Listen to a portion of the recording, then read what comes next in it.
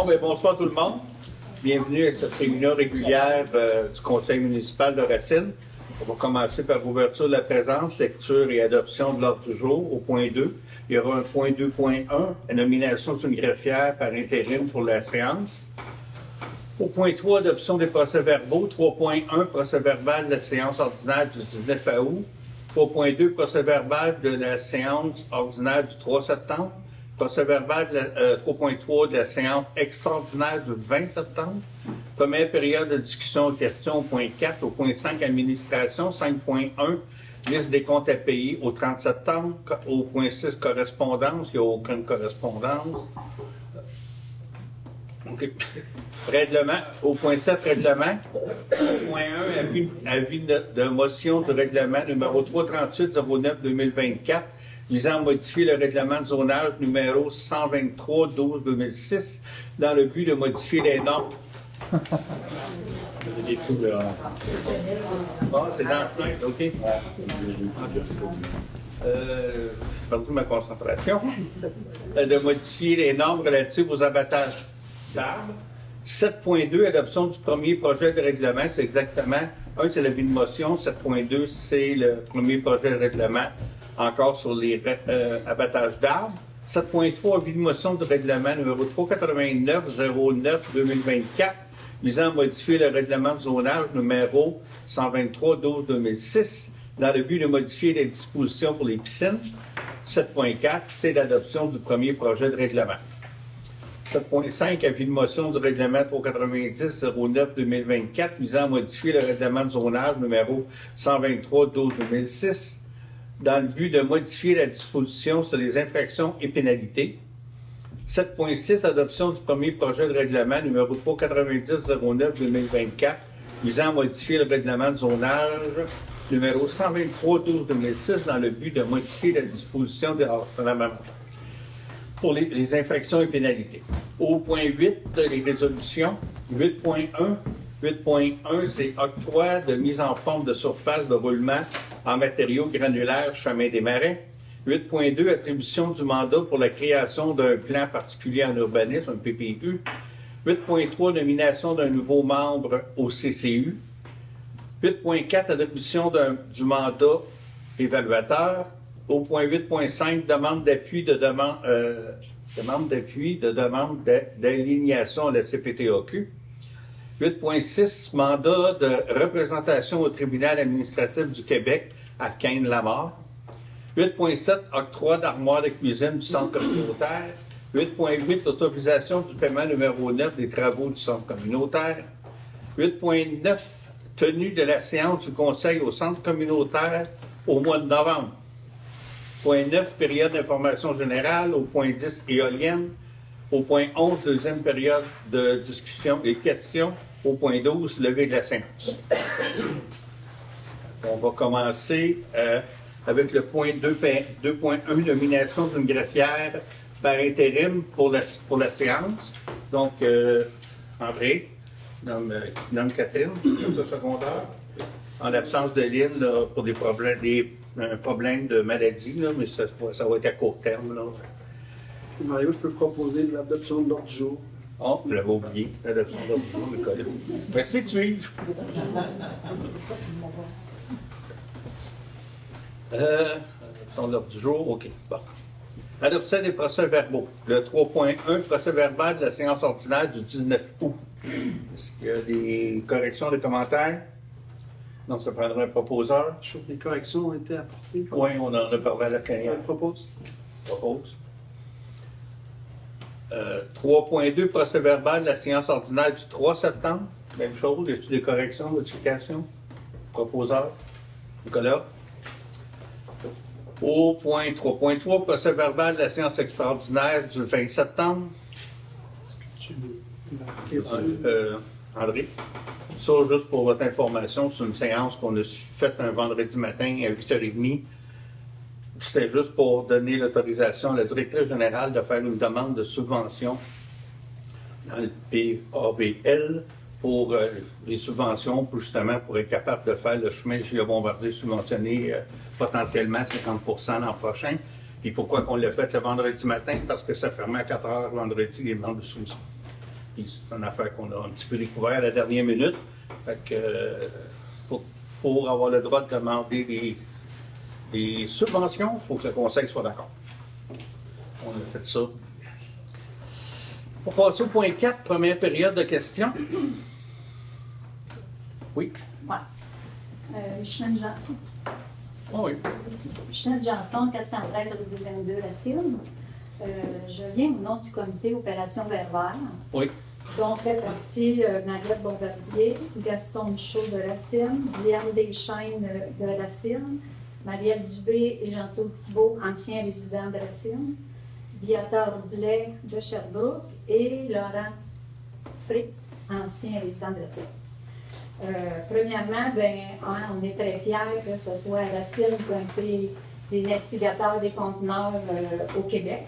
Ça fait rayonner Racine, ça démontre comment que les Racinois sont engagés pour sauver, pour l'environnement, pour sauver le verre clair des sites d'enfouissement. Ça fait 11 ans qu'on travaille là-dessus et il y a 250 conteneurs maintenant. 250 conteneurs maintenant à travers le Québec, Sherbrooke, qui viennent d'en rajouter pour dire comment que les citoyens demandent que l'environnement soit sauvé et les autres matières résiduelles. C'est pour ça qu'on veut sortir le verre du bac, pour sauver les autres matières résiduelles. Donc, c'est une fierté, ça fait rayonner la Cîme. Notre demande, je vais vous la lire. Qu'est-ce qu'on vous demander?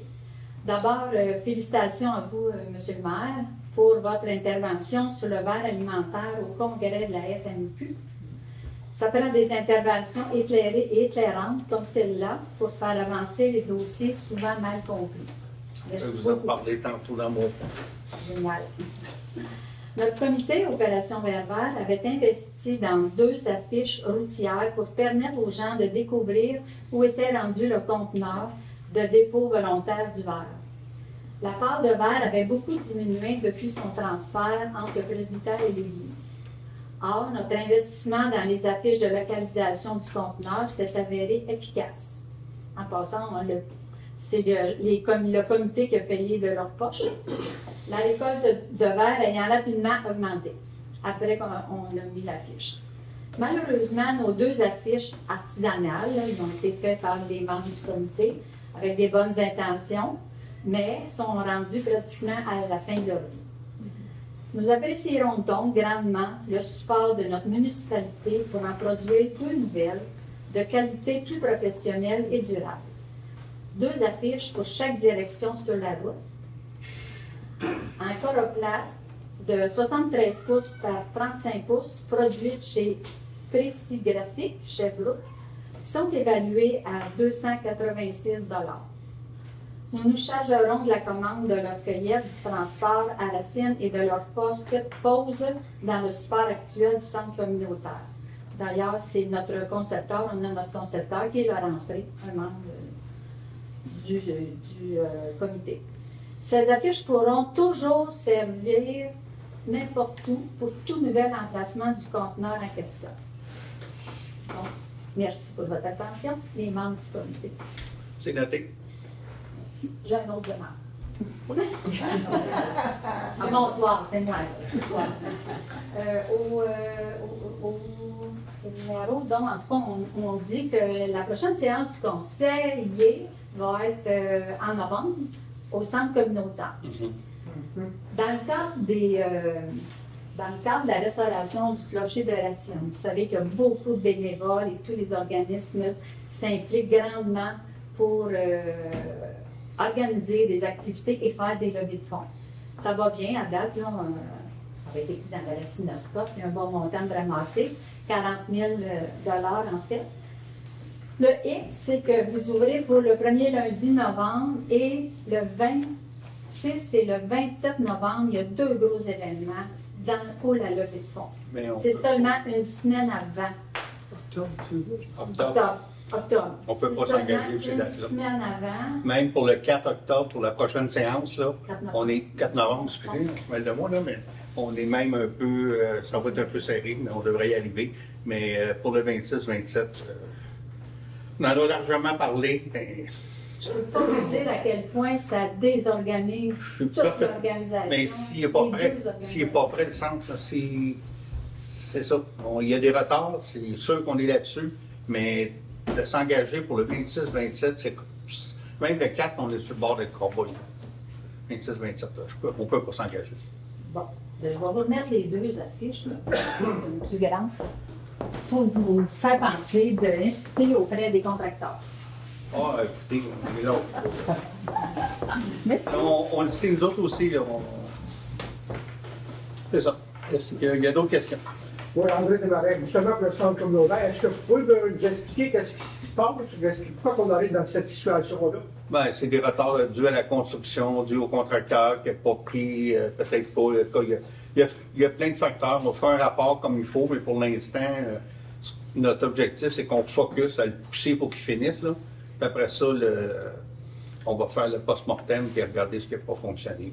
Parce qu'on voyait ça, là, disons, il y a des journées qu'il n'y a pas de personne, il n'y a pas de contracteur, il n'y a rien qui se passe. Je ne sens pas. Un comme celui-là doit suivre son. Oui. On est tous au courant de ça. Il y a une affaire. On en reparlera après, là, parce qu'on ne peut pas annoncer ce qu'on veut faire avant de le faire. Madame, là, ça fait 2 fois, excusez-moi. Non, mais écoutez, là. Non, c'est beau. C'est bon. Alors, permettez que je reste assise, sinon. Je vais vous présenter. Je suis Louise Laplante, j'habite au 252 chemin G à Bombardier. Oui. Et c'est justement du chemin G à Bombardier que j'aimerais vous parler ce soir. Peut-être plus pour d'autres personnes, certainement, que le Conseil. On sait que le budget 2024 approuvé prévoyait des travaux sur 1,4 km de réfection de la chaussée. Il y a eu un report de cela, je pense, selon les informations qu'on Il y a une lettre qui a été envoyée à tous les résidents autour du lac. Exact. Concernant l'intervention fédérale québécoise et des questions de réception des sommes promises. Oui. Bon. Le 19 août, vous avez tenu une session durant laquelle vous avez adopté le règlement d'emploi numéro 38607, afin qu'il y ait des dépenses en immobilisation, un emploi de 1 959 $92 pour des travaux de réhabilitation de la chaussée de G à Bombardier et l'avenue du Temple. 15 jours ouvrables plus tard, je les ai comptés sur le calendrier, j'ai reçu, comme d'autres personnes, une lettre que vous avez signée, nous informant que suite à une erreur administrative, il était impossible de procéder à ce projet. Alors, il vous référait à près de 1 km, j'espère que c'est bien 1,4. Oui, 1,4, non? Avez-vous tenu une session extraordinaire entre le 19 août? Non, c'est qu'on n'était pas au niveau administratif, là, vous comprendrez là, qu'on était à personnel réduit, puis il y a des choses qu'on ne savait pas. Moi, au niveau administratif, puis façon de procéder, toutes les affaires administratives, je ne suis pas au courant de tout ça. C'est pas moi qui fais ça, c'est les gens au bureau. C'était impossible de faire un règlement d'emprunt au mois d'août, puis d'espérer d'asphalter au mois de novembre. Ça se peut pas, parce que juste de faire accepter, parce que le règlement d'emprunt, il faut faire ça au ministère des Affaires municipales. Ça, c'est au moins 4 à 6 semaines. Puis un coup que les autres ils ont dit oui, c'est correct, vous pouvez emprunter, parce que les emprunts passent tous par le gouvernement. Nous autres, on ne va pas emprunter à la caisse, une affaire comme ça. C'est le gouvernement qui emprunte pour nous, mais qui emprunte pour plusieurs municipalités en même temps. Donc, il doit dire, je veux 200 millions ce mois-ci, je ne sais pas, je vous dis n'importe quelle chose. Parce qu'il va chercher des meilleurs taux d'intérêt pour tous. Fait que juste ça, là, c'est déjà 4 à 6 semaines. Puis un autre 4 semaines, certains, pour avoir l'argent, pouvoir la décaisser, avoir les OK. Fait que là, on est rendu déjà au mois d'octobre. Puis un coup, tout ça, là, une autre petite erreur qu'on a faite, on est allé en appel d'offres. Tu n'as pas le droit d'aller en appel d'offres tant que tu n'as pas eu oui. C'est sûr. Tu ne vas pas t'acheter une maison tant que la banque ne t'a pas prêté une hypothèque. Administrativement, je l'ai dit dans la lettre, on l'a échappé. Fait que ça fait qu'on est trop tard pour cette année. Mais, permettez-moi, je veux dire, c'est pas votre premier appel d'offres. Non, je sais, mais il manquait une personne au bureau. La directrice générale n'était pas là, puis le personnel, on était moins au courant de tout ça. On va dire les choses. C'est une erreur administrative. Par contre, la bonne nouvelle dans tout ça, c'est que là, maintenant, on s'est rendu compte qu'il y a un programme de subvention qui va être, ça veut dire que le même montant, mettons qu'on sort à peu près, on fait une histoire à 1 million, on va être capable d'avoir 500 000 de subventions l'an prochain. Fait que pour diminuer la dette de la moitié, ben, je pense que finalement, oui, vous n'avez pas votre chemin maintenant, je suis d'accord, mais financièrement, c'est pas une mauvaise nouvelle. Peut-être pour ma gouverne, en termes de procédure, Oui. il y a un règlement d'emprunt qui est adopté par le Conseil. Oui. On peut, bâton magique, sans aucune autre Non, mais il faut- rencontre. Non, mais sérieusement, Oui. sur la procédure, le pourquoi du comment des problèmes, c'est une chose, mais la procédure, le Conseil siège ici ce soir, Oui. adopte des règlements. À un moment donné, on se rend compte, oh, il y a une petite erreur. On change d'idée, on n'est pas Oui. obligé d'avoir une autre rencontre, on n'est pas obligé de prendre Ben, la demande au ministère n'a jamais été faite. Donc, à ce moment-là, on a dit OK au personnel, faites la demande d'emprunt. Finalement, ça n'a pas été fait. On n'est pas obligé de dire faites-la pas, elle n'a pas été faite. Mais c'est vraiment là. Je pense que vous l'avez bien expliqué dans la lettre. Là. Est-ce qu'il va y avoir des pénalités à la suite de ce report-là? Vous avez donné contrat pour donner Non, contrat, donc il n'y a pas de pénalité. c'était écrit dans le contrat que c'était conditionnel à avoir l'emprunt. Comme on l'a pas procédé, on ne l'a pas. Il n'y a pas de pénalité. Est-ce que ça va coûter plus cher en 2025?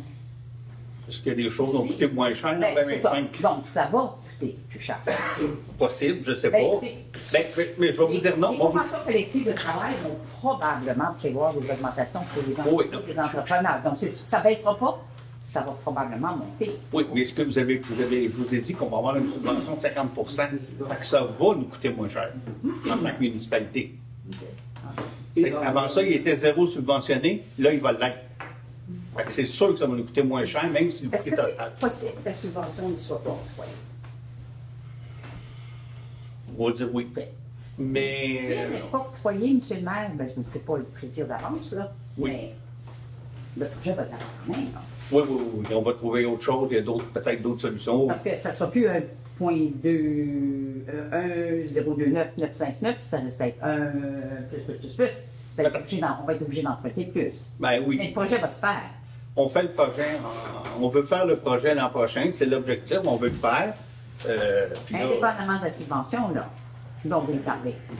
C'est le conseil de décider puis de voter. c'est le conseil, c'est ça qu'on va regarder. Là. Si on n'a pas de subvention, mais on a espoir d'avoir des Mais, subventions. monsieur, c'est pas, je pense. Oui. Je ne faut pas moi pour les noms, mais faut pas. On a déjà eu un dossier ensemble, je pense. Je ne vois pas, mais ça veut que je parle. Le conseil a approuvé sans subvention. Oui, Le conseil a approuvé sans subvention.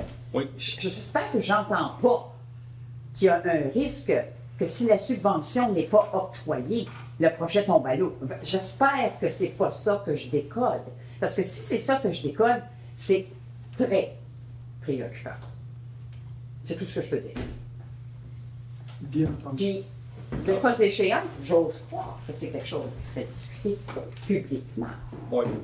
Et non pas sur le coin d'une table virtuelle ou autre, dans un bureau du conseil. Mais en tout cas, dans ce dossier-là, avec la lettre qui a été envoyée à tout le C'est monde, des problèmes. on a quand même été assez transparent de ce qui s'est passé. Là. Ben, je vais vous dire honnêtement, moi je l'ai appris qu'il n'y avait plus de projet par les gars qui prenaient des mesures sur la route, toute contente. Je vais voir les dit monsieur, bonjour monsieur, comment allez-vous, blablabla, qu'est-ce que vous faites? Je prends des photos pour m'assurer de l'état des lieux, comme ça, quand les travaux vont être faits, on pourra comparer avant et après. Merveilleux, monsieur. Alors, ça va commencer bientôt. Ah ben non, madame, ça vient d'être annulé. J'apprends ça de la route. Bon, ça, c'est 2 jours avant que vous recevez la lettre. Ben, C'était plus chaud que ça, vous auriez brûlé. Là. On apprécie la lettre. Mais on peut avoir un peu le temps de se tourner Merci de bord. pour les explications, je vais les partager. Oui. L'erreur, ça arrive et ça arrive. Mais vraiment, la préoccupation de base dans le moment, c'est la route. Parce que je ne sais pas si vous avez marché. Oh, je suis allé 2 fois cet été. Bon. Alors, c'est pas mieux. Ben, c'est sûr. Maintenant, il y avait un 30 000 de mémoire qui avait été alloué pour le colmatage de ces trous-là. Mm-hmm. Est-ce que les trous vont être colmatés avant l'hiver qui approche? Je vais vérifier. Parce que si ce sont des employés municipaux qui le font avec égard là, pour leurs apports, c'est pas la première fois qu'on patch cette route-là. Au deux du fait que ça tient bien pas d'hiver. Parce que la mécanique suivie, les pauvres, je les ai vu faire. 2 personnes, on met de l'asphalte, on tape dessus comme on peut et on roule avec le camion. Et ça fait le tapis. Alors, j'espère que le 30 000, sûrement ça ne couvre pas ça, ça couvrait un vrai de vrai colmatage des trous. J'espère qu'il est encore disponible et qu'il va être utilisé pour cette fin-là. Pour ça, je pose la question. On va valider ça. On va valider. D'accord. Merci. C'est bon? C'est Oui, fini? c'est bon. Bon, merci. Désolée pour le temps que ça a pris. Ah, OK. Oui? Sylvie Bruno, chemin des Marais. Dans la liste des comptes à payer, je vois côté gens et associés, frais d'horaire, 6 951. C'est quoi ça? Ça, c'est Les frais d'horaire. Honoraire. Honoraire. Honoraire. Oh non. Notre arpenteur. Ingénieur arpenteur. Je vois aussi là, qu'on a donné 4 500 $ pour une maquette de l'ordre. Ça veut dire qu'on aurait une bonne idée de ce faire. Oui, c'est confidentiel, je ne l'ai même pas vu. C'est extrêmement normé, cette histoire-là d'œuvres d'art au centre communautaire. Il y a 1 ou 2 personnes du comité qui. OK. Juste une petite question comme ça. Là. Le coût de la maquette, ben, pas juste la maquette, les frais pour Mme Saint-Hilaire, et puis le design, architecte design. Ça, là, c'est des frais qui, en fait, qui sont inclus dans 2 millions et quelques. Oui, absolument. OK. Là, je veux juste faire une. D'abord, je vais vous poser une question. Pour votre point sur les éoliennes, est-ce que ça va être un moment de la séance où on va pouvoir discuter ou c'est juste. Ou, je vais prendre des questions, c'est sûr. Moi, je vous ai promis l'autre fois qu'à toutes les sessions, je vous ferai un rendu de où est-ce qu'on est rendu avec la MRC dans les éoliennes. Fait que vous allez toujours avoir, je ne sais pas si ce sera toujours le numéro 10, là. Il y aura toujours un point sur les éoliennes. Je vais vous dire, on est rendu là, puis après, c'est des questions. Bon, je vous en remercie, mais je voulais savoir si c'est un moment d'échange aussi. On peut poser des questions. Bon, je ne suis pas fermé à ça, même si ce n'est pas la période de questions, mais y a-t-il une période de questions après? Oui. Bon, ça sera la période de questions. Hein, la période de questions est après éolienne, j'imagine? Bon, ça sera là. C'est parce que des fois, à mesure que vous avancez une information dans ce dossier-là, si on a des questions, on pourrait. Parce que là, c'est bien beau prendre tout en note, là. Mais c'est pas long comme ça, on s'entend, là. OK, autre affaire, je vais vous parler, là.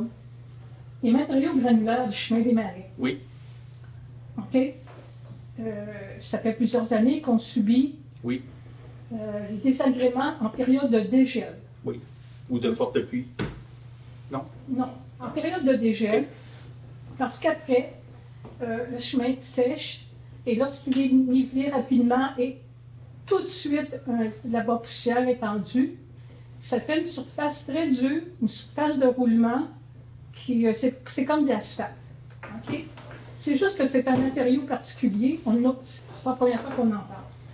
Là, si vous étendez d'autres choses par-dessus ça, est-ce que ça va changer la réactivité de la surface? Parce que là, Ça a été, avant de faire ça, pour ce que vous dites, on est au courant. On est allé voir ça avec les ingénieurs, des entrepreneurs et tout, puis ils nous garantissent que ça va être de quoi de correct. Mais là. Est-ce que c'est juste en avant de chez nous, jusqu'au bout du. C'est pas exactement la position. Parce que là, si vous rechargez tout ce chemin-là. Non, c'est pas tout le chemin, c'est certaines zones de mémoire un petit peu ombragées. Oui, je comprends. C'est le pire. Oui.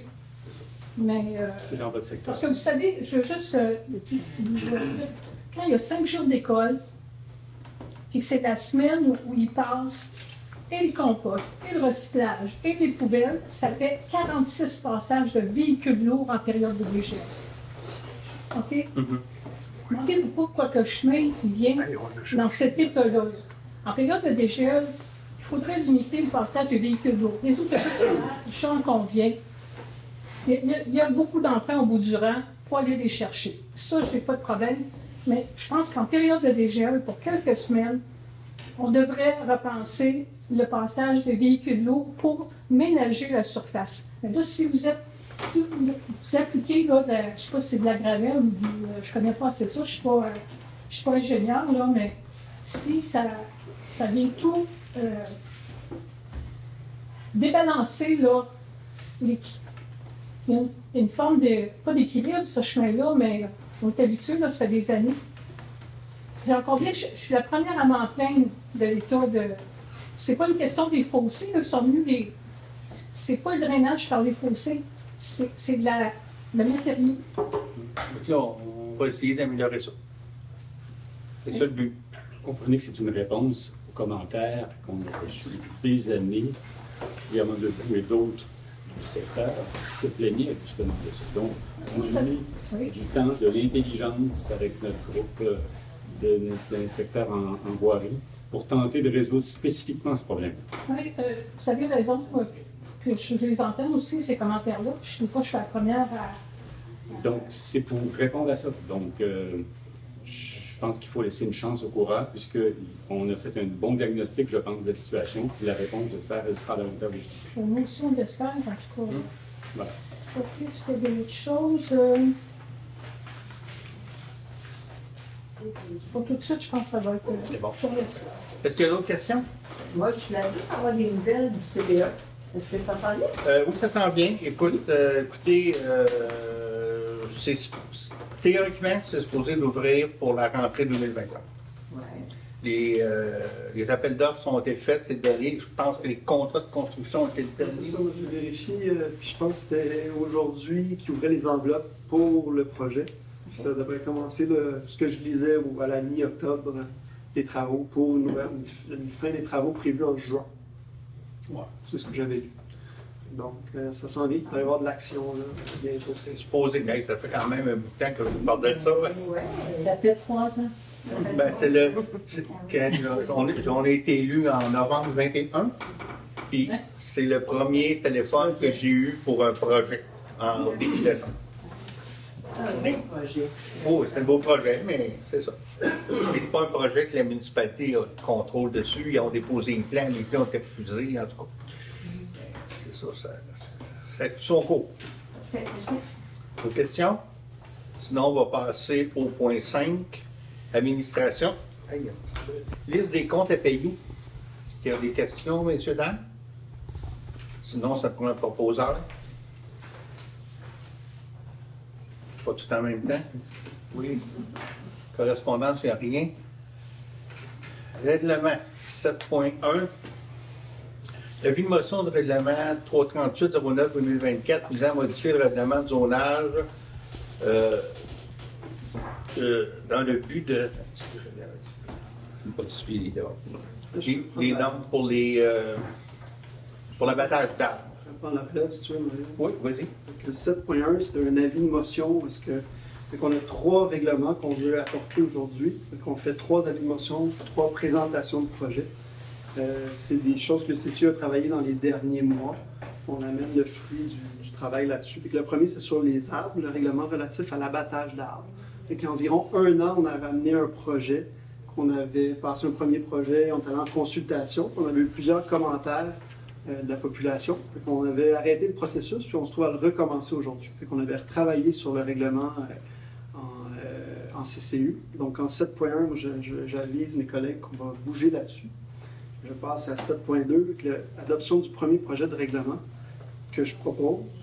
Puis je peux vous le présenter. Donc, on modifiait, on permettait on ajoutait quelques changements au règlement, puis ça pourrait être à vérifier, puis il y aura une consultation publique à cet effet.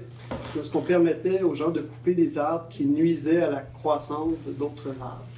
Et on permettait aux résidents de couper des arbres qui les empêchaient de faire les usages prévus sur leur terrain. Puis on mettait quand même une norme minimale de nombre d'arbres à conserver sur le terrain pour s'assurer qu'il n'y a pas de coupe excessive. Par mètre carré, un certain quantité d'arbres par mètre carré. C'est ça. Et ça fait quand même un permis pour couper les arbres? Oui, toujours. Ouais, c'est quelque chose qu'on a amené. Donc ça permet à la municipalité ou à l'inspecteur d'avoir un peu de contrôle. Pendant le premier projet, il y avait peut-être plus de notion de premier de permis aussi. c'était un début de la première mouture, c'était d'enlever cette étape administrative-là. Elle est revenue, là. Ouais. Mais il va quand même avoir une consultation publique comme vous aviez fait l'autre fois. Parce que vous voyez, les consultations publiques, ça peut servir à quelque chose. Tu sais. Il y a eu des discussions, fait que le projet est abandonné, il a été étudié puis ramené sous une autre forme avec des modifications dans le sens que le public a demandé.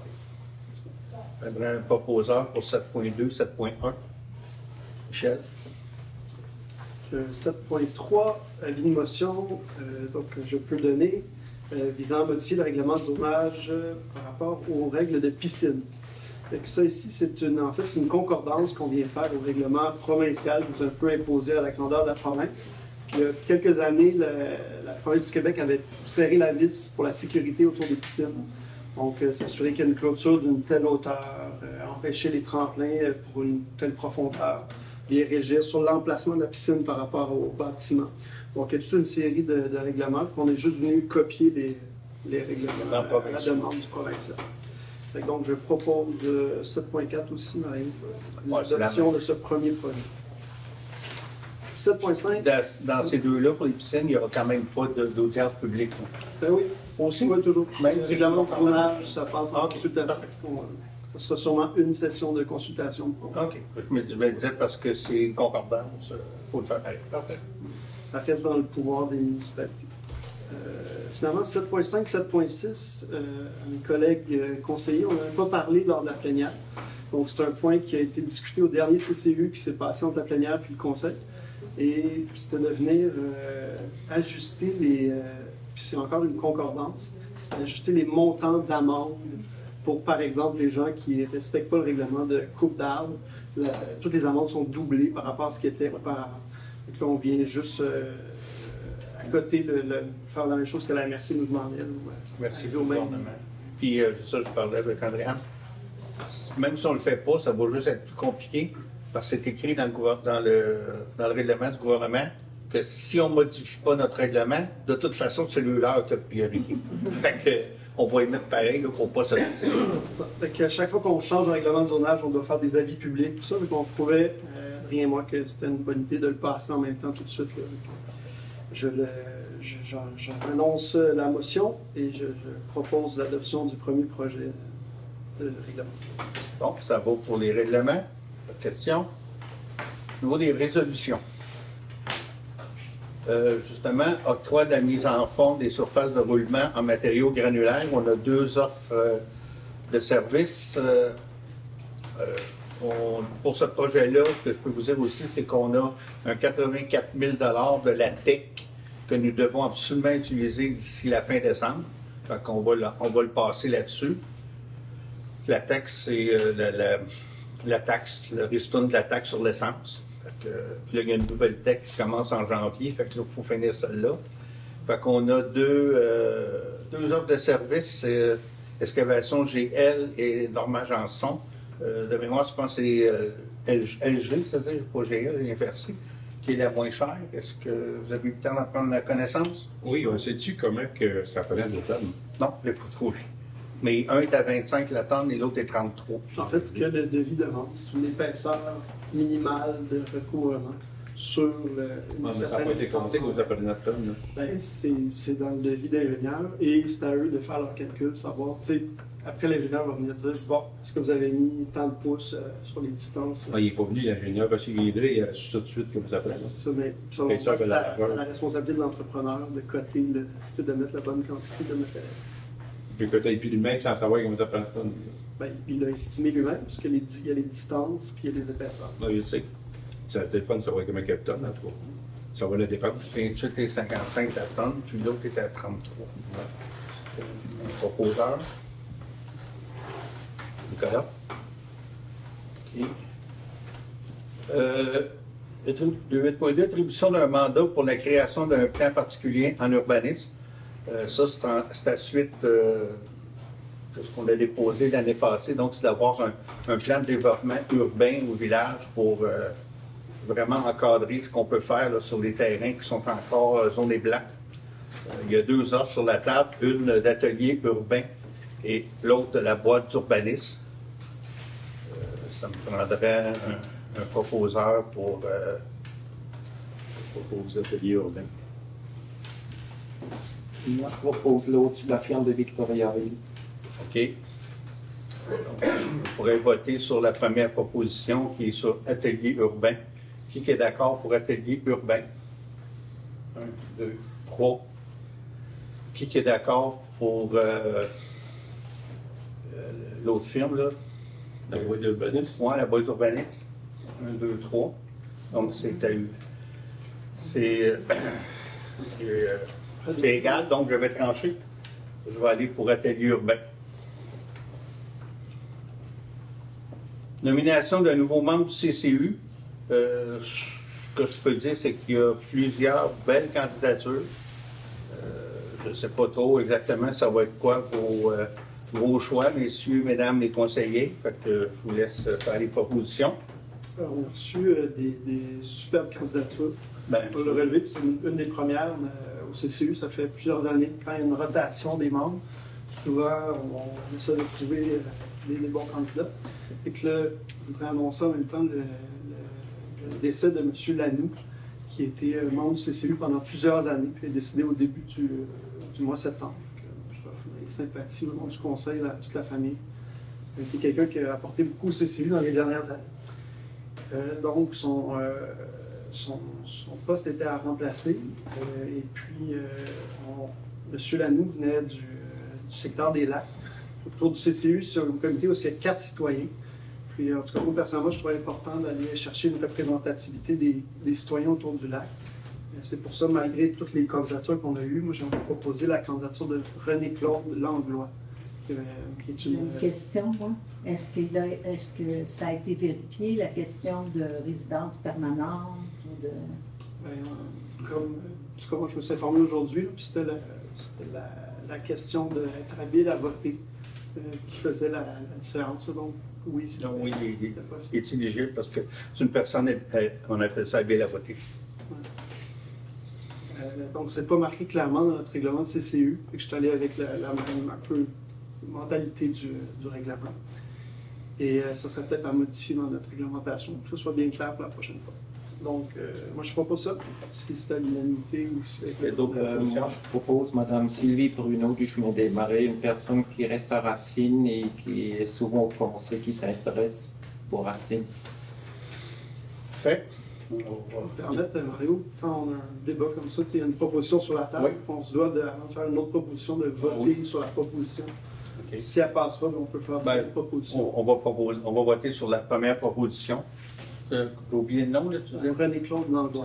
Okay. Qui est d'accord avec la proposition de M. Langlois? 1, 2, 3. OK. 3, parce que le maire. OK. Qui est d'accord pour l'autre proposition? 1, 2, 3.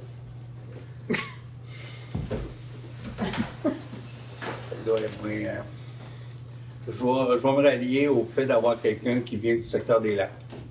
Et, comme je vous dis, toutes les candidatures étaient très intéressantes, mais c'est une question d'équilibre aussi, là, fait que je vais me rallier à celle-là. Attribution du mandat d'un évaluateur. Il y a des projets en évaluation. Des fois, il y a un terrain où l'immeuble a une valeur marchande, mais quand on veut faire des moves ou quelque chose, ça nous prend absolument l'évaluation du marché. Donc, on ne peut pas juste aller avec ça. Donc, on veut avoir l'opportunité d'avoir mandaté un évaluateur qu'on pourrait dire, ben va sur ce terrain-là, on ne reviendra pas à chaque fois qu'on veut un terrain spécifiquement. Là, il y a peut-être des projets dans l'air, on ne sait pas trop ce que ça vaut. Fait qu'on veut mandater la firme, je ne me souviens plus, Dufresne Savary Associés comme l'évaluateur pour la municipalité. Est-ce que ça me prend un proposeur? Oui. Moi, j'ai juste une question. Je n'étais pas là plénière. Le montant de 2200 qui est dedans, c'est pour à toutes les fois qu'on lui demande de faire une évaluation ou c'est le total? C'est, je pense, à toutes les fois. C'est le montant. J'ai magasiné il y a longtemps personnellement pour une évaluation commerciale. C'est dans les normes. Là. Merci. 8.5 demande d'appui, une alignation à la CPTAQ. Ça aussi, c'est un peu dans les normes, c'est qu'il y a quelqu'un qui veut subdiviser un terrain dans une zone agricole. Pour nous, tout ce qu'il faut qu'on dise, c'est que c'est conforme à nos règlements, c'est pas contre nos règlements. On n'a aucune raison de s'opposer, mais la CPTAQ ne va pas bouger si on dit non. Donc, dans le fond, c'est juste de confirmer à la CPTAQ qu'on est en accord. Ça aurait été le fun d'avoir la résolution, savoir un peu les conditions de ça. On n'a pas de résolution, on n'a pas rien. On a juste le terrain, on n'a pas de résolution. Bien, la résolution, ça veut dire qu'on va dire à la CPTAQ que tout est conforme et que le Conseil est d'accord. Conforme du quoi, tu sais, le lot, quel lot, c'est qu'est-ce qu'il demande, bien juste, là. J'aurais aimé ça savoir vraiment ce qui est. Parce que d'habitude, on a une résolution qui dit, mettons, c'est quoi, là? Ça représente quoi? Je ne suis pas contre des pantoutes de résolution. Oui. J'aurais aimé avoir des formations là-dessus. Oui, c'est vu. André, peut-être vous l'avez, mais nous, on l'a pas. On l'a pas. C'est pas ça, mais parce que moi, je me console que ce type de résolution-là, on ne peut pas porter un jugement. Dans le fond, il demande une concordance de règlement. Fait que c'est l'inspectrice qui nous dit ça concorde. Donc, on fait juste nous venir.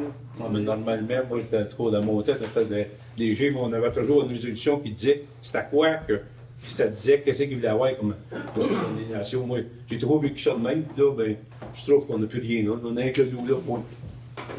Moi, c'est mon opinion. Je comprends, mais on a l'info, c'est un lot à morceler. C'est une aliénation, c'est de séparer une partie. Je le sais, je connais très bien ça. J'en doute pas. Mais donc, on a la carte avec le lot en question. Oui, mais on n'a pas la résolution qui dit, mettons, l'eau, pourquoi il veut faire ça? Il veut faire quoi? Parce que ça nuit pas aux autres. Puis, en tout cas, il y a bien des raisons là-dessus, d'habitude, dans plein de résolution, là. C'est le fun. Je ne suis pas contre ça du tout, là. C'est pas ça l'idée. C'est l'idée que j'aurais aimé avoir des éclaircissements là-dessus. C'est mon idée. Pour voter d'accord, moi, j'ai pas de problème avec ça, mais moi, je te. Moi, j'ai pris ça en note. On est d'accord, c'est bon? Qui l'a proposé, Nicolas? Au 8.6, mandat de représentation au tribunal administratif du Québec. C'est-à-dire qu'actuellement, il y a des contestations de rôle d'évaluation qui ont été envoyées à l'évaluateur. L'évaluateur n'a pas fait les moves que les personnes y souhaitaient. Donc, ils s'en vont au tribunal administratif du Québec, donc il faut passer en cours. Fait qu'on veut mandater la firme qui travaille normalement avec nous autres, Cain Lamarre, pour nous représenter en cours. André? 8.7, octroi pour les armoires de cuisine du centre communautaire. Il y a 2 soumissions, une pour la cuisine d'en haut, l'autre pour la cuisine d'en bas. Ça, c'est... on avait décidé là, au début du projet que... premièrement, on voulait voir comment ça allait aussi. On se gardait de la marge. Puis ces 2 contrats-là, on les a donnés hors contrat. Mettons là, que le compte communautaire, là, on aurait eu... ça a coûté plus cher, on aurait peut-être pu attendre. Là, actuellement, on est capable de passer ça dans les subventions et tout, mais on voulait les faire hors contrat. Comme ça, ben c'est pas le contracteur qui, en plus, se prend de marge. C'est nous autres qui va directement avec l'entrepreneur. Fait qu'il y a 2 soumissions, une pour en haut, une pour en bas. On a un proposeur, André. On peut spécifier, madame, qu'on ne peut pas commencer ces travaux-là tant que oui, ça aussi, c'est des travaux. Là. Que leur mandat n'est pas terminé. On ne peut pas rentrer là pour faire ça tant qu'ils ne sont pas partis. C'est pour ça qu'on vous dit que c'est comme compliqué. Il y a certaines choses, des systèmes de son, des tables, tout ça. On ne peut pas entrer là, faire ça tant que le contracteur n'est pas complètement parti. Ça fait partie des normes de construction. On ne gagne pas de temps avec ça, mais c'est ça la façon de faire ça. 8.8, autorisation du paiement numéro 9 pour justement le centre communautaire. Propos. Personne. Ah, Nicolas. Ça veut dire qu'il n'y a pas eu de gros travaux en septembre, 13 000 pièces. Ah, non, je sais. 8.9, tenue des séances du conseil au centre communautaire. Donc, on annonce ce soir que la séance du 4 novembre sera au centre communautaire. Prends le proposeur. Il y en a plein. On va aller au point 9, période d'information générale. Je me souris. OK.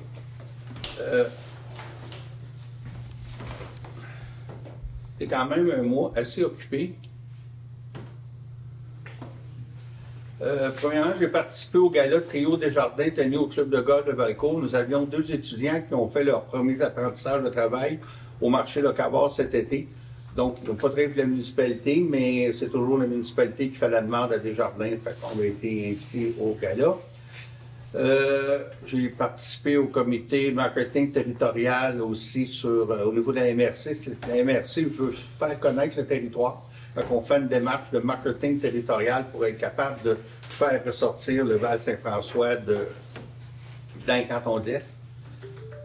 Comité énergie renouvelable. On a eu une réunion du comité au niveau de la MRC. Je vais vous parler dans le point spécifique des éoliennes.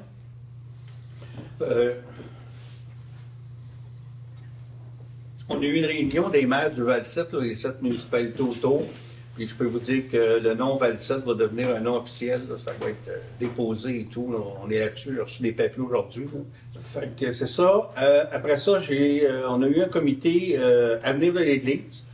Certaines personnes étaient là. Je vais essayer de le résumer là, comme tout s'est passé.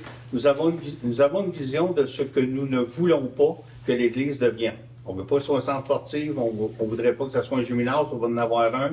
Il ne sera pas un centre communautaire, on en a un aussi. Bon, ça, c'est juste. Vous allez me dire que c'était facile, mais on s'attaque aux choses faciles avant les plus difficiles.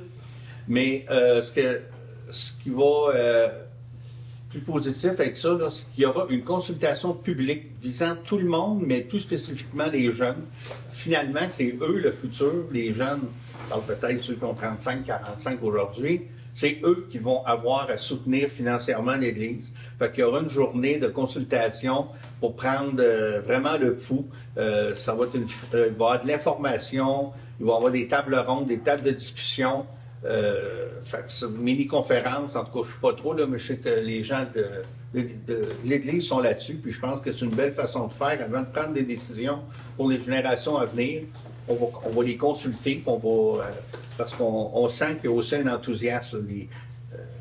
Tout le monde ne va pas nécessairement à l'Église, mais là, juste avoir je pense que vous ramassez de l'argent pour le clocher, puis ça va très très bien. Ce n'est pas juste les pratiquants, comme on dit. Donc, les gens ont à cœur que l'Église reste là comme bâtiment patrimonial. Par contre, on va les consulter. Et résumer pas mal de réunions, j'espère.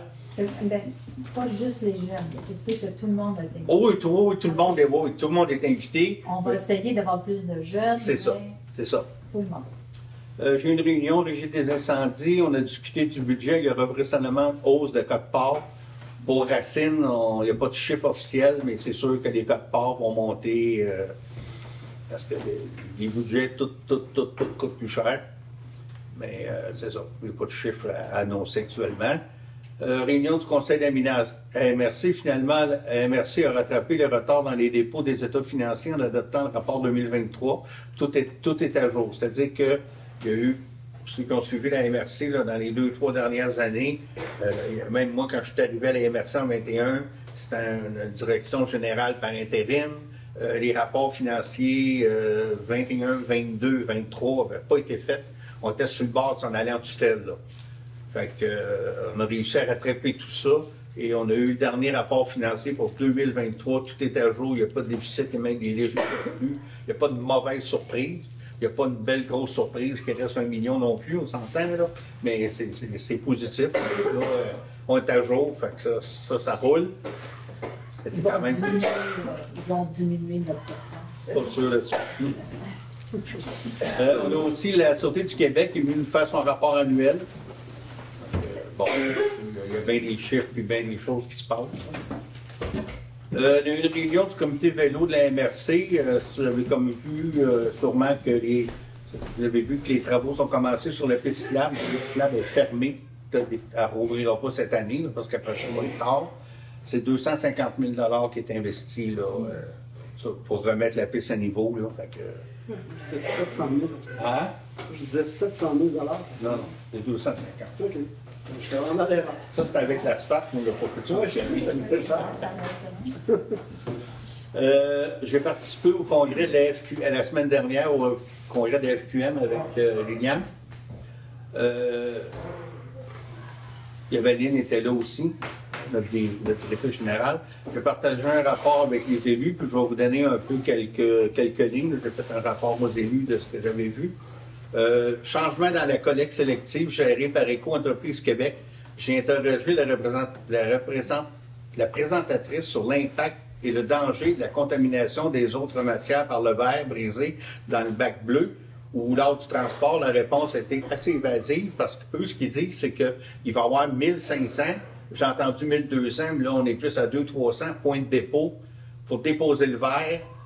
Tu vas aller déposer ta bouteille de vin, ça va te donner un montant X, mais ils ne sont pas supposés d'accepter le verre domestique, là, les pots de cornichons et tout ça. Ça, ils nous disent, vous allez mettre ça dans le bac bleu. Ben non. C'est ça que je lui ai dit, puis elle m'a dit, ah non, non, pas. Ben, il dit, nous, là, j'ai dit, là, j'ai sorti mon exemple, j'ai dit, j'ai échappé un pot de cornichon, là, dans la cuisine, puis c'est même vrai, là, c'est pas une image, ça venait de m'arriver, puis je l'ai eu pour, je sais pas combien de temps, baguer ça par ramasser des petits morceaux de verre. Fait qu'imaginez-vous si c'est rentré dans le plastique, puis tout, là, mais j'ai pas eu une belle réponse, hein, c'était pas très évasif. Mais... On va donner de l'information un peu tantôt. OK. Après ça, je suis allé à un atelier sur le transport collectif et adapté. J'ai passé du temps aussi à faire la visite du salon des exposants. Il y avait 125 kiosques, il y avait des choses intéressantes là, que j'ai retenues, j'ai emmené la documentation. J'ai participé à un atelier sur les énergies renouvelables et éoliennes et solaires. Je vais vous en parler dans le prochain point. Samedi dernier, pour terminer, samedi dernier, il y avait eu l'ouverture aussi de la boucherie La Marche. Il y avait présence du ministre de l'Agriculture, des Pêcheries et de l'Alimentation, responsable de la région du centre du Québec, député de Johnson, M. André Lamontagne, de notre député du comté de Richemont et président de la Commission des institutions. Et il y avait aussi Mme Andréane Larouche qui était là. C'est une belle organisation. Et avec les députés, j'ai fait le tour du marché Locavard, la boulangerie, la fromagerie. Je vous invite tous à aller à la boucherie La Marche. C'est un maillon fort de notre secteur agroalimentaire. On peut en être fiers. Donc, ils ont fait les choses en grand. Mercredi dernier, j'ai eu la chance d'être présent au lancement d'un nouveau fromage à la fromagerie Nouvelle-France, le Oud, le Patriarche, un fromage de type Maroilles, c'est ça. Vraiment bon, un bon fromage, c'est vraiment excellent. Fait que dans le fond, d'être mère, ça nous donne la chance de goûter à plein de choses. Puis samedi dernier avait lieu les portes ouvertes de Jardin Racine. Plus de 27 artistes sont venus exposer et développer des projets sculpturaux, des installations dans les jardins avec plein de petits sentiers. Louise était avec moi aussi. On a fait le tour de ça.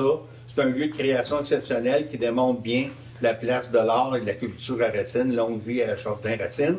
Donc, c'est le fun, on a de l'agroalimentaire, mais là, on a de l'art, de la culture qui se développe avec ça. Fait que c'est juste pour dire que ça va assez bien à Racine. Puis, vous avez sûrement remarqué aussi l'agrandissement de la fromagerie. On m'a dit qu'elle doublait sa surface. Fait que c'est quand même pas rien, là, parce que c'est pas, c'est bon. OK, fait que ça va avec ça. On va passer au point suivant, éolienne. Là, je vous explique à peu près tout ce qui s'est passé au niveau de la MRC. À la réunion comté, ils nous ont informé qu'il y avait une nouvelle compagnie EDF dans le secteur de Stoke, sur les terres de Domtar. Je vous le dis, ça ne me touche pas, mais ça fait un 4e joueur dans le décor. Energex, qui est sur notre territoire, nous autres ici, c'est Energex, aurait approché des citoyens de Bon Secours, aucun citoyen de Racine qui m'a rapporté ou qui, je ne dis pas qu'il n'y en a pas qui n'ont pas été apportés, mais il n'y a pas personne qui nous a officiellement dit ça, mais je ne pense pas qu'il y ait rien de signé. On s'attend à des appels d'offres de la part d'Hydro-Québec à l'automne 2025. Fait qu'on a comme un an pour bien se préparer et définir nos règles. C'est là qu'on est. Au début, on pensait qu'il y aurait un appel d'offres au printemps 25, mais là, ils nous ont dit que ce serait à l'automne 25. Fait qu'on a un petit peu plus de temps. Ce que je vous informe, je n'ai pas de date, je ne sais pas où, quand, comment, mais ça va être cet automne. Il va y avoir 2 ateliers, une avec citoyens, l'autre avec les parties prenantes étant les propriétaires aussi. Il y aura des ateliers de travail, des consultations aussi, puis un questionnaire en ligne. Quand je vous dis qu'on veut le faire un peu publiquement, on est dans cette démarche-là, mais pour l'instant, je n'ai pas de date, parce que c'est supposé être cet automne. Revenu potentiel de la municipalité, on parle de 6 200 par mégawatt, ou à peu près 40 000 par éolienne. Fait que si on en a 5, ben c'est ça que ça fait. Puis c'est un montant similaire aussi pour les propriétaires terriens. Puis les autres, ils peuvent même avoir une compensation pour des pertes de récolte. La distance minimale des habitations, c'est 750 mètres. C'est ça qui est écrit dans la loi. Mais ce qu'on s'est fait dire, là, puis à toute une reprise, c'est qu'ils sont souvent à 1 kilomètre. 750 mètres, c'est un minimum, mais ils sont souvent plus que ça. C'est des informations que j'ai maintenant. Il va en avoir d'autres. Puis je me suis fait un point d'ordre de vous donner tout ce que je sais aux mesures une fois par mois. Là. Je ne ferai pas une séance spéciale, là, mais on va faire ça. Donc, on va passer au point 10, deuxième période de questions. J'aimerais juste dire que on a repris les rencontres pour la politique familiale, l'accréditation, l'ADOP. Je pense que c'est important de vous dire qui sont les gens qui travaillent là-dessus puis qui mettent énormément de temps. Fait que si vous m'accordez 2 petites minutes. Donc, les représentants des familles, Mme Julie Saint-Hilaire, Mme Marianne Joachim et Ariane Séguin-Werner. Les représentants des aînés, Gaston Michaud, Serge Fontaine, Marie-Jeanne Nider. Représentant du milieu de la santé, M. Michel Benoît du CLSC. Représentante du milieu scolaire, Louise Véronneau du CPE Maginot. Représentante de la communauté, Sébastien Champagne, qui est l'intervenant du CAB auprès des aînés.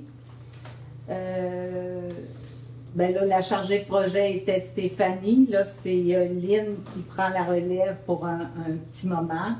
Et on est appuyé et dirigé par Emmanuel Jean Arsenault de Espace Muni, qui est vraiment, en tout cas Gaston pourra vous le dire, elle est très dynamique, puis elle est, ça va très très bien, ça avance bien. Puis je vous remercie encore tout le monde d'avoir répondu au sondage et d'avoir participé au terme de discussion, parce que sur 1400 quelques citoyens à Racine, on a eu 202 répondants.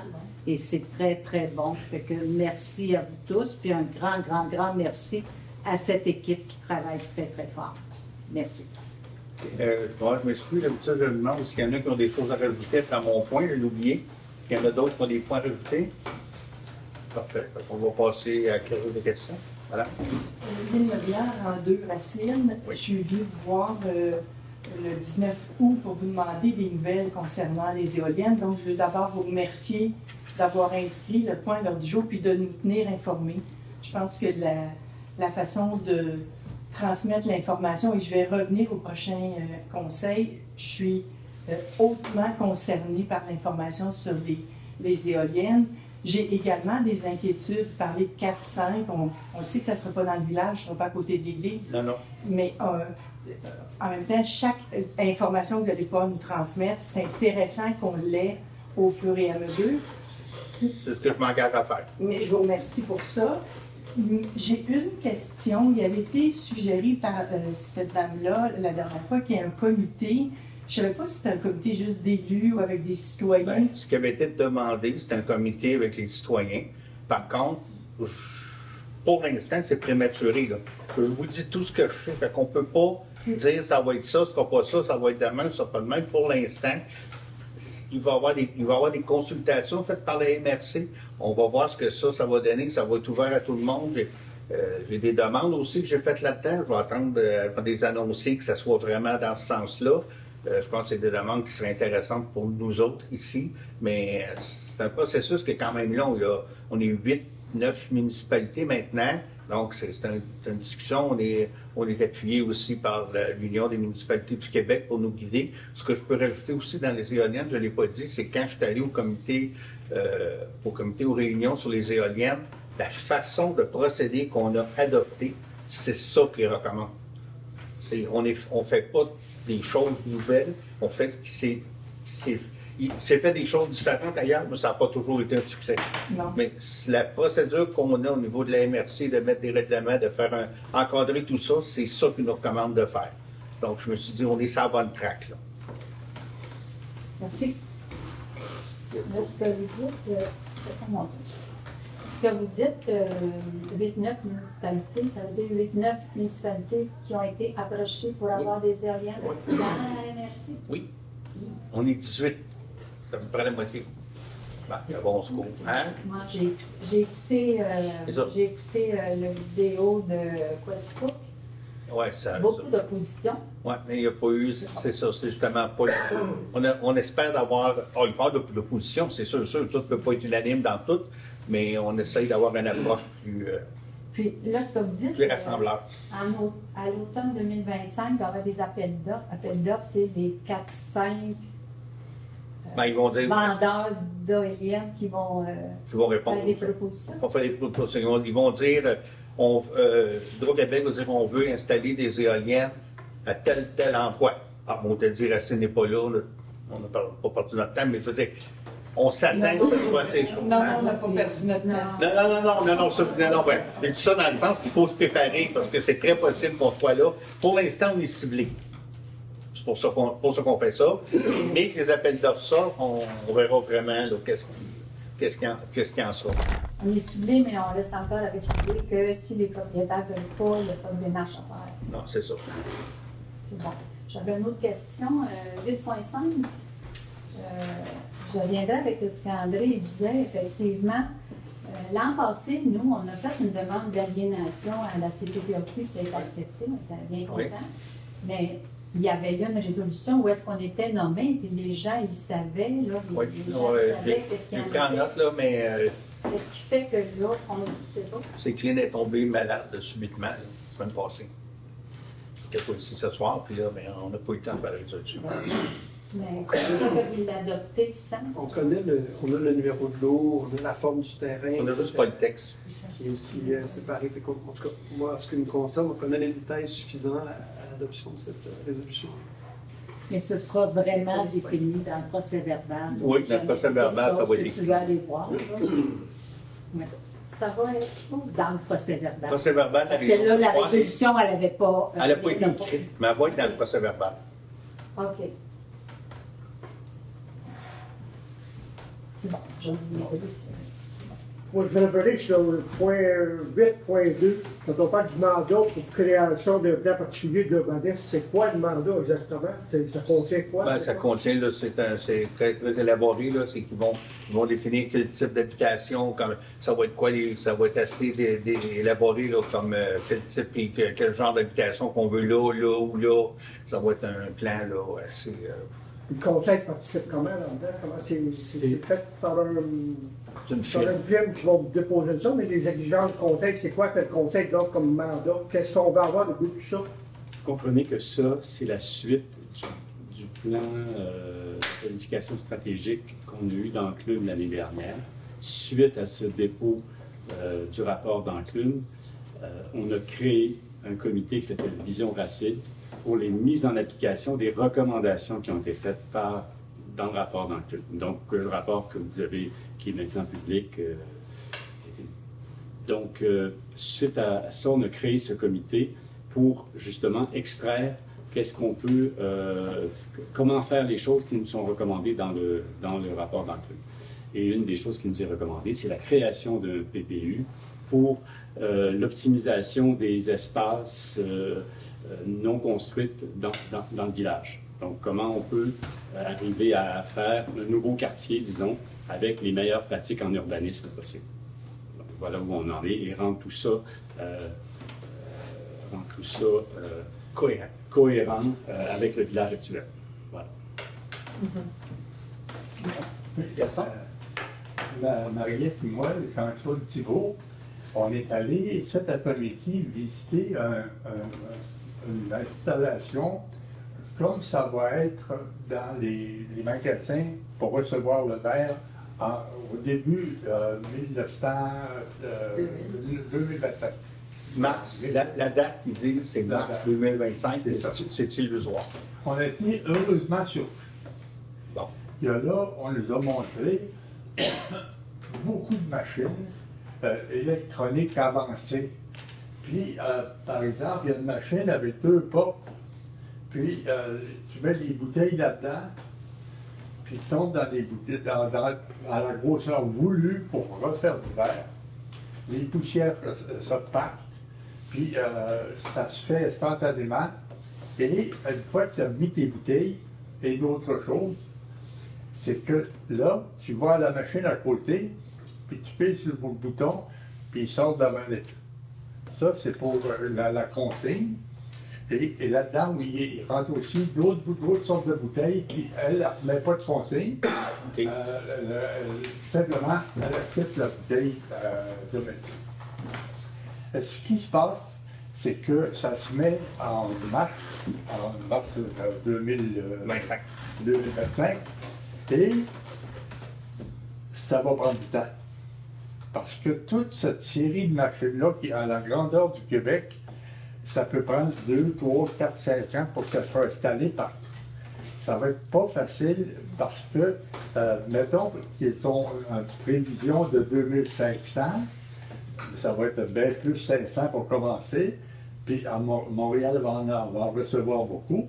Il va y avoir des problèmes de localisation incroyables. Puis 2000, ça, il y a bien plus que 2000 municipalités, là. Puis s'il y en a quelques-unes de mis ici ou dans la région, il est évident qu'ils vont chercher des endroits les plus passantes, les places les plus passantes. Et je pense que Racine, par exemple, est un endroit très, très... c'est un centre géographique pour les passagers. Alors, il est évident qu'on devrait essayer de garder cette ressource-là. Ça amène du monde au village en plus, puis c'est bon pour les commerces, etc. Mais je pense que la technologie va remettre beaucoup de choses en question. Puis, ce que j'entends tantôt, comme maire, vous avez dit que ça n'allait pas bien, etc. Mais présentement, on dit n'importe quoi. On entend n'importe quoi. Ça chiale d'un bord, ça chiale de l'autre, ça propose ici. Puis l'information qu'il a fournie tantôt, pour moi, est pas vraie. Ben, c'est ce que je me suis fait dire la semaine passée, tu étais là. Je n'étais pas là, non. Ah, tu n'es pas venu à cet atelier-là. Mais la personne en avant, là, elle nous a dit, vous allez avoir de l'argent pour la consigne, puis le verre, pour le cornichon, pour l'appeler comme ça, vous le mettez dans le bac bleu. C'est là que vous avez levé votre main, madame? Oui, c'est ça. Mais je l'avais entendu, ce que vous m'avez dit, qu'il y avait possiblement ça, mais c'est une présentatrice en avant qui nous parle de ça, puis elle nous le dit pas. C'est ça. Puis les autres après-midi, on a entendu complètement autre chose. Bon, ça, c'est une bonne nouvelle. Oui, c'est ça, c'est une bonne nouvelle. Mais ça veut dire que ça va retarder. Ça ne sera pas se fait l'année prochaine parce que ces machines-là, c'est peut-être des prototypes. Oui. Ça promène les cannes, ils jettent des boîtes de cannes, là. Puis au bout de 10 secondes, ils sont tous partis, puis ils donnent la consigne. C'est incroyable, la mécanique informatique là-dedans, on est estomaqué, mais moi je pense qu'il va falloir se débattre sur la localisation. Ça, je pense qu'on est bien placé pour ça, nous autres, parce que c'est pas à Valcourt que ça va, là. Ça va ici, parce qu'à Valcourt, il passe bien moins de monde qu'ici. Puis ça va être le chemin que ça va prendre pour rentrer. Est-ce que ça va prendre un centre de dépôt? Il y a tellement de choses inconnues, mais après-midi, ce que je retiens, c'est que la technologie de séparation et de consigne est quasiment à toi. Okay. C'est une bonne nouvelle. C'est une très bonne nouvelle. Nous, on était très surpris par le fonctionnement. C'est tout informatisé, c'est solide, puis il y a des machines côte à côte là, pour recevoir ça. À un moment donné, le type, il a pris il avait envoyé un paquet de choses, de bouteilles, puis il a pris son soulier, puis il l'a tiré dedans. Les bouteilles ont sorti par là, les cannes par là, puis le soulier est tombé à terre. Non, mais je veux dire, c'est devenu très sophistiqués, je pense qu'on doit faire confiance. Je pense qu'on doit faire confiance, mais il y a le temps, parce que ça fait 2, 3, 4, 5 ans. Puis il y a les endroits. Les endroits, parce que le gouvernement n'en installera pas partout. Ici, on a 5 sites, là, mais il y en aura peut-être 3 à des endroits stratégiques. Puis ça va se débattre pour ces endroits stratégiques. Ça peut-tu être à l'extérieur, ces machines-là? Oui. Ça C'est à l'extérieur. Ça va être couvert certain parce que c'est tout nu, là. Mais avec le toit, Avec fermé. Donc, c'est sur un bâtiment fermé, en fait. Oui. Ah oui, ça va demander des installations plus grosses parce que là où il y a beaucoup de monde, ça va brasser. Mais si ça prend les canettes, les boîtes de conserve, le verre, ça veut dire au bout, il doit y avoir 3-4 bacs. Oui. Oui. Et à l'avant, il doit y avoir la machine. Et si le racine est l'endroit idéal pour placer ça, mais où on veut mettre ça? Ça, c'est des discussions à faire entre nous. On a déjà de la misère pour mettre un petit conteneur de verre. On en va jaser. Vous pouvez pas de la place. C'est de la place idéale, on a de la place pour ça. En passant, on va terminer là-dessus. C'est à Granby, vous avez été voir ça? Nous, on est allé voir Bachilès. Ça a l'air qu'il y en a une à Granby aussi. Oui, c'est ça. En Granby, c'est J'ai entendu ça, mais je n'ai pas. C'est après Exville. Merci. C'est impressionnant. Merci. Madame, en arrière, vous revenez. Bonjour, mon est nouveau. On est sur le niveau des ordres racines sur la RDB. Je ne sais pas si c'est la bonne place pour poser. J'ai 2 petites questions. Oh oui. D'ordre général, c'est pas rapport avec ça, mais c'est plus. On se demandait l'entretien des fossés. Est-ce que c'est la ville? Parce que j'ai fouillé sur le site, j'ai cherché l'information. C'est nous. C'est la ville qui Oui. fait ça, c'est pas nous de couper. Là, Non. Donc, OK, ça c'est la première question. Puis la deuxième, c'est au niveau des routes. On a vu sur une route on a vu voitures, piétons et vélos. Il y a une affiche qui dit que c'est. Est-ce que c'est autorisé de se promener à 4 roues? Ça, c'est une loi provinciale. C'est une loi provinciale qui interdit les véhicules hors route sur les routes. Donc, c'est illégal qui font ça. C'est la Sûreté du Québec qui va gérer ça. OK. Je sais, dans votre coin, il n'y a même pas de sentier. Ça arrive à des places qu'il y a des sentiers hors route, puis qu'on permet des petits bouts sur la rue, mais il n'y en a pas dans votre coin. OK. Merci. Madame Bruno? Je vais revenir, M. Bergeron m'a parlé du comité Vision Racine. Qui siège sur ce comité, à part vous? Andréa, l'inspectrice municipale, Nicolas et M. le maire.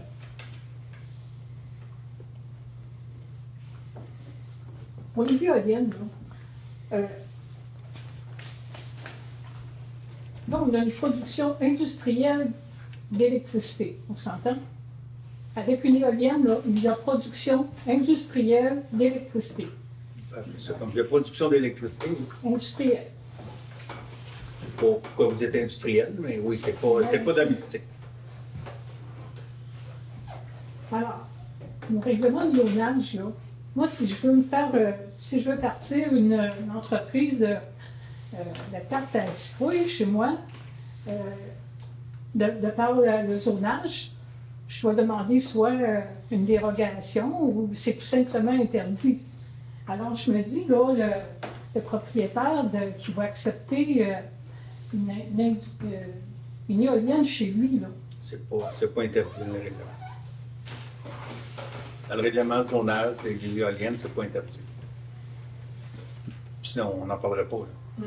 Il y a même il y a un chapitre sur les éoliennes qui est là depuis des années, qui donne certaines clauses. C'est sûr que c'est un sujet en mouvance qui peut. J'ai appris cette semaine dans un autre sujet là, que le provincial avait fait des lois à cause de la pénurie de logements, avait permis des logements secondaires dans les résidences là, partout au Québec. Puis pour moi, c'est une jurisprudence, une juridiction municipale totalement. Ouais. Maintenant, eux, ils ont permis ça. Puis si quelqu'un arrive à la municipalité et fait une demande dans ce sens-là, même si ça ne répond pas à notre règlement de zonage, Ils vont juste invoquer la nouvelle loi provinciale, puis on est obligé de leur donner le droit. Fait que donc, c'est complexe. Il y a des questions de droit, ça tombe sur qui. Pour l'instant, on a un chapitre sur les éoliennes dans le règlement de zonage. Fait que donc, c'est permis de mettre des éoliennes dans certaines zones de municipalité, sous certaines restrictions. Donc, 750 mètres d'une résidence, tout ça. Mais j'imagine qu'avec un nouveau projet, ils doivent voir ces contraintes-là. Puis ils doivent, je ne sais pas sur quel processus, mais si ça ne fait pas leur affaire, avoir le droit du provincial ou faire une demande passée par le processus municipal, des consultations, puis une demande de référendum, tout ça. Ça reste à tout élucider. Dites-moi, M. Côté, les comités éoliennes, la MRC, est-ce qu'il y a des procès-verbaux qui sont publics? Bonne question. On en a parlé, mais je n'ai pas eu ma réponse. Accessible sans passer par la loi d'accès à l'information?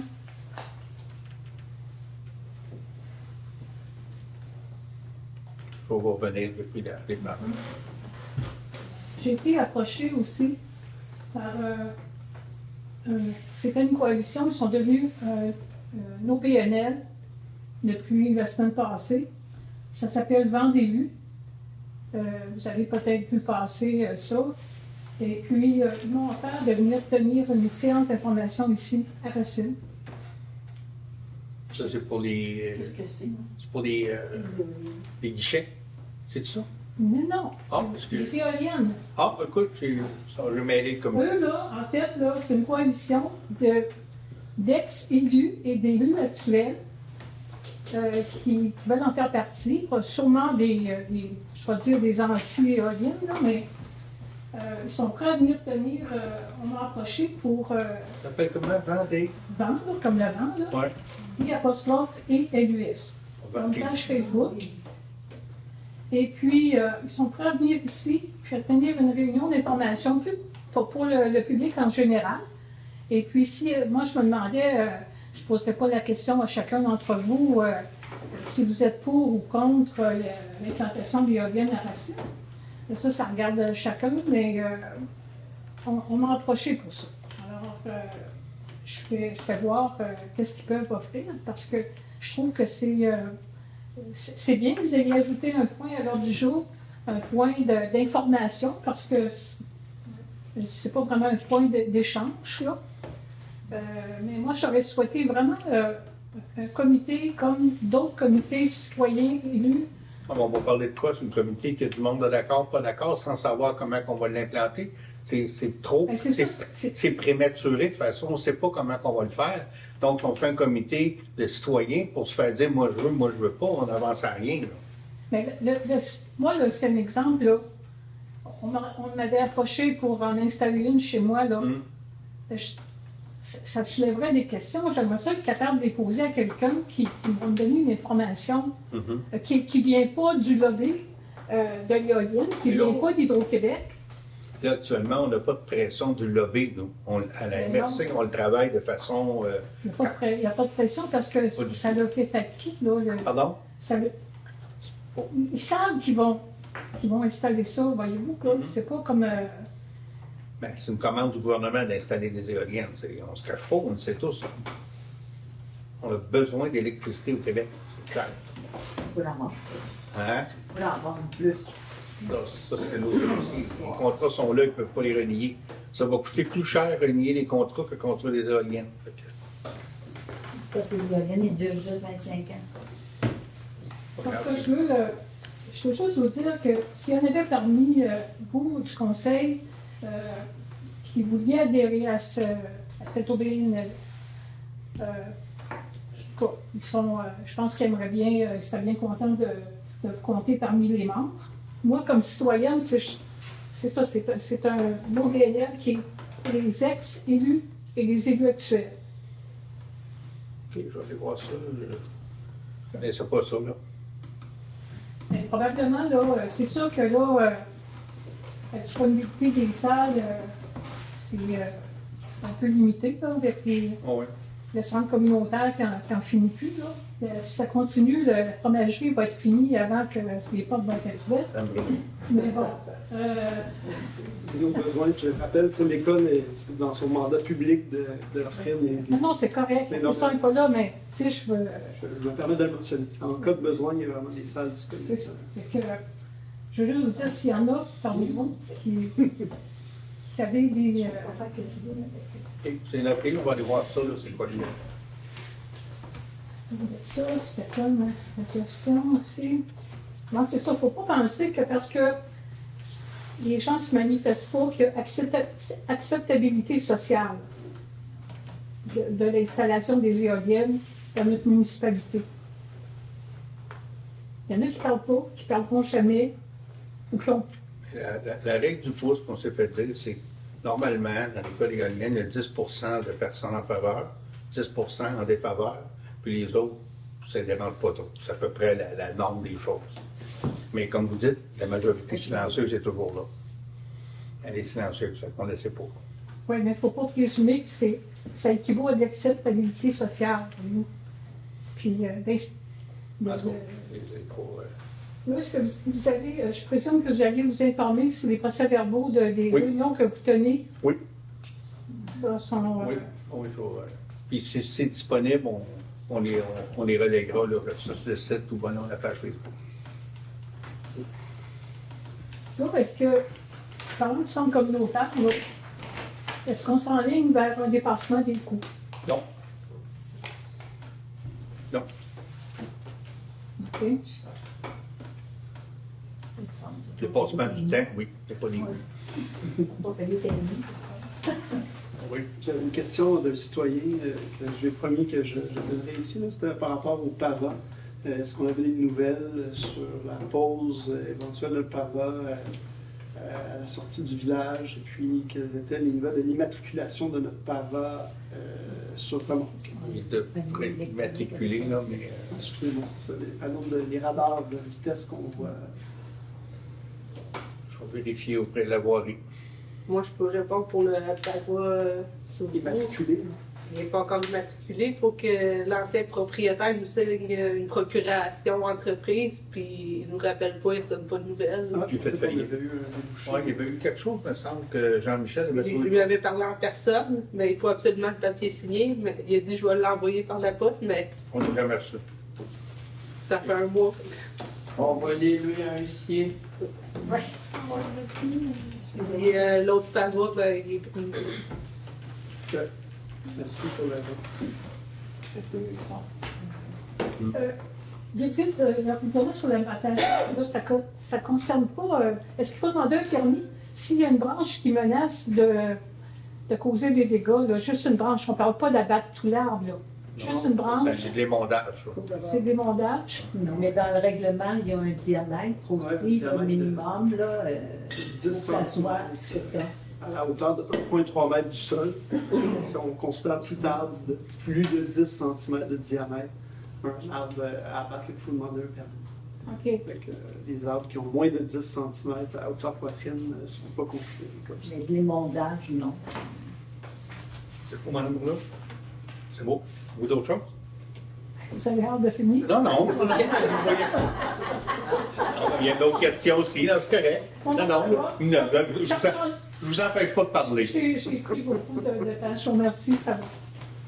Oui. On a parlé tantôt de la piste cyclable. Oui. Est-ce qu'on peut espérer qu'on va pouvoir faire du ski de fond parce que c'est en piste de ski de fond aussi? Oui, ça va être fait pour le ça va être fini pour le faire. C'est parce qu'à un moment donné, c'est-tu la table? Le 15 octobre, officiellement, les pistes cyclables ferment le 15 octobre. Fait que même si c'est fini le 20, techniquement, vous n'avez pas le droit d'y aller.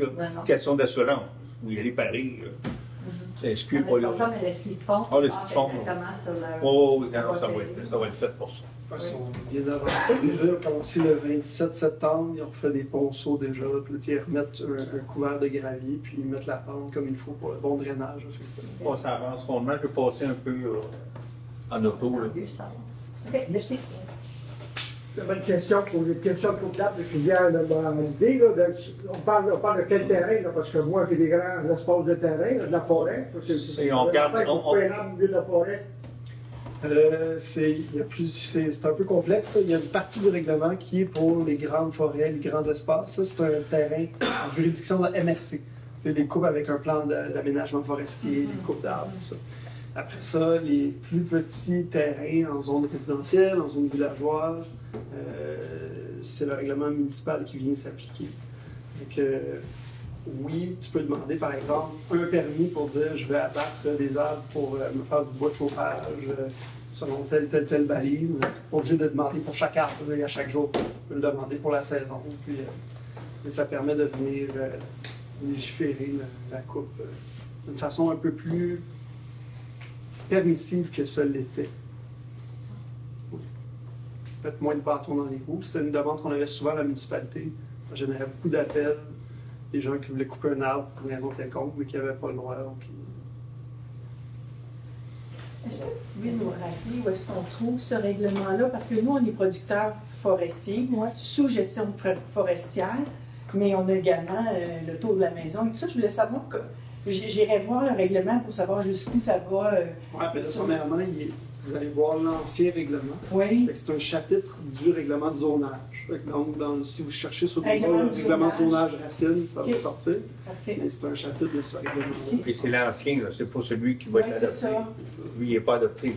Lui qui va être adopté, ça va prendre 6 mois. On fait, là, c'est le premier ce soir, il va y avoir un deuxième projet, il va y avoir la consultation publique, un autre projet, puis ça... Oui. Ça veut dire que si on veut bûcher chez nous pour se faire notre bois de chauffage, ça prend un permis. Ça a toujours été le cas. Encore aujourd'hui.